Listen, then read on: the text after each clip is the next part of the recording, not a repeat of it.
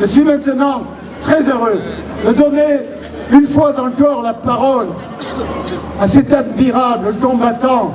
Depuis les rizières d'Indochine, dans les pires difficultés, dans les djebels d'Algérie, avec son cœur grand comme ça, ce soldat illustre du 8e régiment parachutiste d'infanterie de marine de ma ville de Castres, où il y a toujours dans la salle d'honneur sa photo grande comme ça.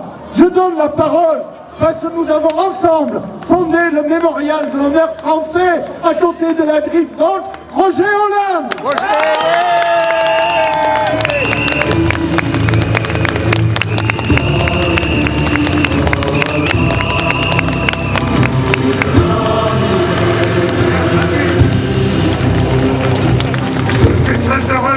Aussi nombreux ce soir à l'appel de Bernard Anthony et des patriotes français. Je suis venu comme vous manifester contre la présence sur notre territoire d'un groupe financé, protégé par le gouvernement des Femen. Et quand je dis le gouvernement, forcément c'est M. Valls. M. Valls, c'est ministre de l'Intérieur. Alors, en tant que ministre de l'Intérieur, il peut dire ce qu'il veut, mais je suis venu ici, au nom des anciens combattants, pensant que j'ai le droit de parler en leur nom parce qu'ils m'y autorisent, dire à M. Valls que de temps en temps, il ferait mieux de la fermer. M. Valls, dernièrement, a déclaré à une télévision, on ne me l'a pas raconté, je l'ai vu et entendu, la droite française a-t-elle toujours trahi la France? Il faut quand même un peu être complet pour dire ça. Alors je suis venu là pour rappeler à M. Valls le travail et la trahison de ses copains communistes en 38, 39, 40. La trahison des communistes en 40, à l'entrée des poches dans Paris, se mettait à la disposition des nazis. Ces amis communistes qui ont trahi l'armée française en 40, qui ont saboté le matériel. Et si je suis là aussi, c'est pour vous annoncer qu'avec le milieu ancien combattant qui commence à me faire confiance, nous allons faire en sorte que les livres d'histoire, dans la mesure du possible, soient rétablis dans la vérité.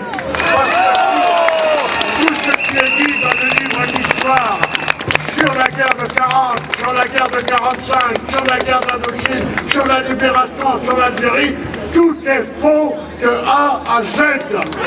Alors, pour M. Valls, je vais lui rappeler quand même quelques noms. M. Ernu, socialiste, agent soviétique, ministre des armées. M.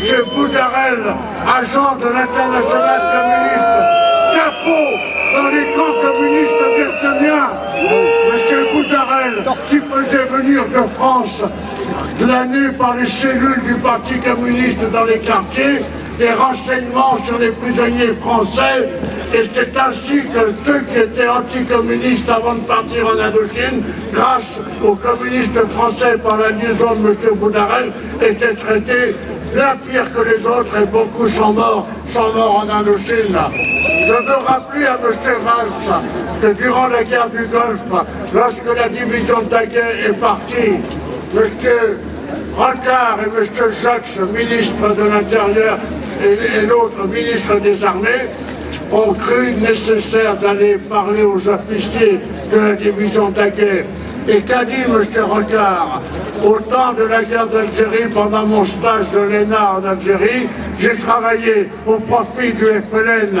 Et se penchant vers le ministre de l'Intérieur, Jox, qui était là, il lui a dit, et je n'étais pas le seul, non seulement ces salauds ont trahi, mais ils s'en vantent. On pourrait parler aussi à M. Valls de M. Jospin, qui était une taupe trotskiste, d'une mouvance trotskiste la plus terrible et la plus pourrie. On pourrait parler à M. Valls de l'aspirant Maillot qui a fourni un camion d'armes au FLN en Algérie. Et sur toute la liste, c'est ainsi. Eh bien moi, je viens représenter ici, non pas les soldats qui en 14 ont levé le fusil et mis la crosse en l'air, mais ceux qui se sont battus jusqu'au bout.